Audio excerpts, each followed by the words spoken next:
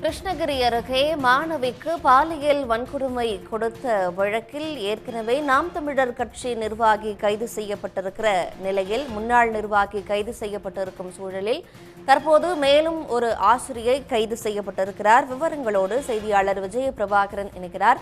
விஜயபிரபாகரன், மாணவிக்கு பாலியல் வன்கொடுமை செய்த வழக்கில் தற்போது ஆசிரியர் கைது செய்யப்பட்டிருக்கிறார்.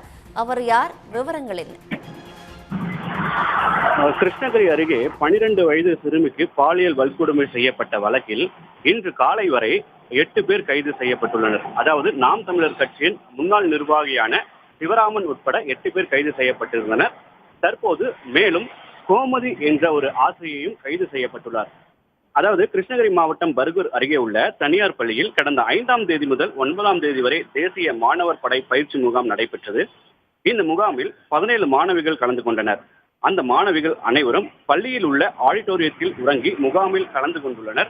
இந்த நிலையில் கடந்த 9ஆம் தேதி முகாமில் கலந்து கொண்டு ஆடிட்டோரியத்தில் உறங்கிக் கொண்டிருந்த 12 வயது சிறுமியை அதிகாலை 3 மணி அளவில் அழைத்து சென்ற தேசிய மாணவர் படை பயிற்றுனரான காவேரிப்பட்டினத்தை சேர்ந்த சிவராமன், இவர் நாம் தமிழர் கட்சியில இளைஞர் பாசறை செயலாளராக இருந்தவர்.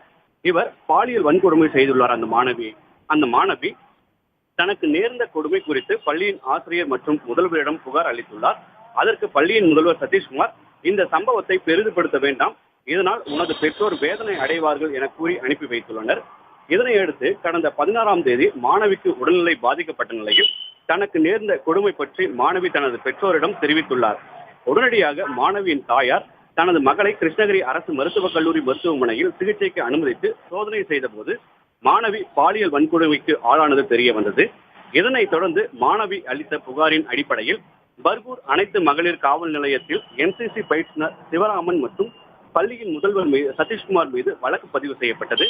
இந்த நிலையில் இந்த சம்பவம் தொடர்பாக சேலம் சரக டிஐஜி உமா மற்றும் கிருஷ்ணகிரி மாவட்ட காவல் கண்காணிப்பாளர் தங்கதுரை ஆகியோர் நேரில் விசாரணை மேற்கொண்டனர். தொடர்ந்து பள்ளியின் முதல்வர் சதீஷ்குமார், சமூக அறிவியல் ஆசிரியர் ஜெனிஃபர், தாளாளர் சாம்சங் வெஸ்லி, மற்றொரு என்சிசி பயிற்றுனரான சக்திவேல் மற்றும் ஆசிரியர்களான சிந்து, சத்யா, சுப்பிரமணி ஆகிய 8 பேர் கைது செய்யப்பட்டுள்ளனர். இந்நிலையில் இன்று காலை ஏற்கனவே 8 பேர் கைது செய்யப்பட்ட நிலையில் இன்று காலை மீண்டும் கோமதி என்ற ஒரு ஆசிரியரும் கைது செய்யப்பட்டுள்ளார். மேலும் சிறுமியை பாலியல் வன்கொடுமை செய்துவிட்டு இந்த நிலையில் தனிப்படை போலீசார் நள்ளிரவில் கோவையில் பதுங்கியிருந்த சிவராமனை தேடி பிடித்து கைது செய்தனர். அப்போது அவர் தப்பிக்க முயன்ற போது கீழே தவறி விழுந்ததில் அவரில் கால் எலும்பு முறிவு ஏற்பட்டது.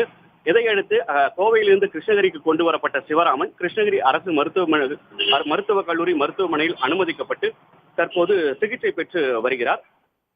ஏற்கனவே நாம் தமிழர் கட்சியின் என்சிசி பயிற்றுனர் சிவராமன் கைது செய்யப்பட்ட நிலையில் தற்போது சக்திவேல், பள்ளியின் முதல்வர் சதீஷ்குமார், சமூக அறிவியல் ஆசிரியர் ஜெனிஃபர், தாளாளர் சாம்சன் வெஸ்லி மற்றும் ஆசிரியர் சிந்து, சத்யா, சுப்பிரமணி ஆகியோர் கைது செய்யப்பட்டுள்ளனர். மேலும் தற்போது கோமதி என்ற ஆசிரியும் கைது செய்யப்பட்டுள்ளது இந்த வழக்கில் முக்கிய அம்சமாக பார்க்கப்படுகிறது. உள்ளூர் செய்திகள் முதல் உலக செய்திகள் வரை உங்களை சுற்றி நடக்கும் எல்லா செய்திகளையும் நொடிக்கு நொடி அறிந்து கொள்ள சன் நியூஸ் வாட்ஸ்அப் சேனலை ஃபாலோ செய்யுங்கள். QR கோடை ஸ்கேன் செய்து சன் நியூஸோடு இணைந்திருங்கள்.